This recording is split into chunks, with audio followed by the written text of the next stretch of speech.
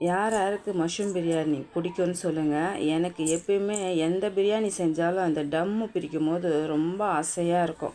சாதம் எப்படி வந்திருக்கு என்ன வந்திருக்குன்ட்டு எப்பயுமே சூப்பராக தான் வரும். இருந்தாலும் ஒரு ஆசை தான்.